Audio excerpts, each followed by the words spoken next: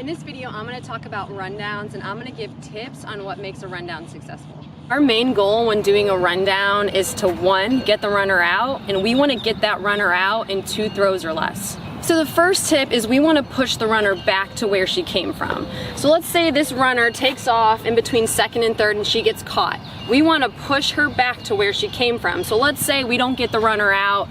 She's safe at 2nd base, no harm done. She's back where she started. What we don't want is to have her advance to 3rd and we don't get it out. So we always want to push that runner back to where she came from. Because we want to push the runner back to where she came from, our next tip is we should be running at the runner. So I'm going to use the example of pitcher getting the ball in the circle, and she's going to see that this runner is about halfway in between 2nd and 3rd.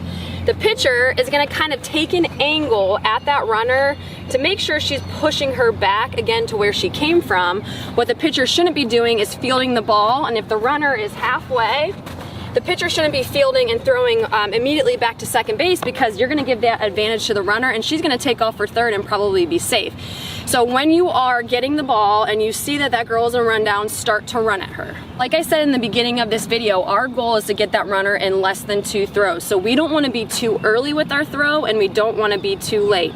For me, a good rule of thumb is when that runner is about 5 or so steps away from that bag, it's safe to go ahead and throw the ball, because you're going to give that defender enough time to catch and tag. If we wait until that runner is about 2 to 3 steps from that bag to let go of that ball, that runner is going to be safe. You also don't want to throw it too soon, because like I said, if you get that ball and this runner is about 10, 12 steps away, you throw it, she's got a great advantage to advance that next bag. The next tip is when you are running at the runner, keep the ball in your throwing hand. You're going to kind of keep it in this position like you're about to throw a dart. What we don't want is to keep the ball in our glove while we run, because one, it's going to take too long to get the ball out to throw when it's ready, and the other thing is you need to give the person receiving the ball the opportunity to see the ball. So when you are running at the runner, you're going to keep your throwing hand in a position like you're about to throw a dart. So your arm is going to be like in an L shape here. The other thing with that is do your best not to fake the throw so much.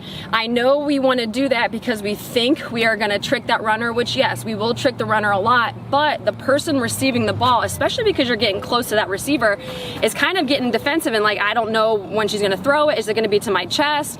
And when you're doing this, you know, that defender is kind of moving all around. So do your best, and maybe I say if you want to fake it once. After that, try and keep that ball right here. So it's a lot easier to throw and you're going to be a lot more accurate. The next tip is to pick a clear throwing lane. So the person who has the ball and is running at the runner and the person who is receiving the ball, those 2 players should be lined up in a straight line away from the runner. So let's say the runner is just running straight in the baseline. We don't want to be directly behind her. So you want to pick either a little bit to the left or a little bit to the right. Now the person receiving the ball, you don't want to be too far to the left or too far to the right, because you're going to be away from the bag. So make sure you're staying close around that area, but you got to give both partners a clear throwing lane so when you throw the ball, it doesn't hit the runner. Next tip is to close the gap. Like I said, our goal is to push that runner back to where she came from. So I'm going to use the example of a runner stuck in between 2nd and 3rd, pitcher gets the ball. The girl receiving the ball at 2nd base, she's going to be on the bag, because like I said, our goal is to push that runner back, so that girl receiving the ball should be around the base so they can just catch and tag that runner out. Now let's say that pitcher throws the ball too soon. So let's say the runner is like a quarter of the way, half of the way, the pitcher decides to throw it to 2nd. Well, that runner is going to go ahead and take off to 3rd. 2nd baseman or whoever's at 2nd is going to catch the ball and they're going to start to run at that runner. That person at 3rd who is receiving the ball is going to be closing the gap. So they're going to be running up, making sure they're staying behind the runner. You don't want to run up too much because that runner can go around you. So like I said, try and stay behind the runner so when that girl who has the ball and is throwing it, you can catch it and you're going to be very close to that runner to where, let's just say she takes off 2 to 3 steps, you run after her, you're going to be able to tag her out. So start to close the gap and again, push that runner back to that base that she came from. Last tip is follow your throw. So if I'm the person who receives the ball at 2nd base and I'm running at that runner at 3rd, I'm going to release the ball, throw it, and I'm going to get out of the baseline, whichever direction the runner is not. I'm going to get out of the baseline and I'm going to fill in at 3rd. So always go to that bag that you throw to so you have enough people in line if you have this rundown in more than 2 throws. And this is what's going to look like full speed.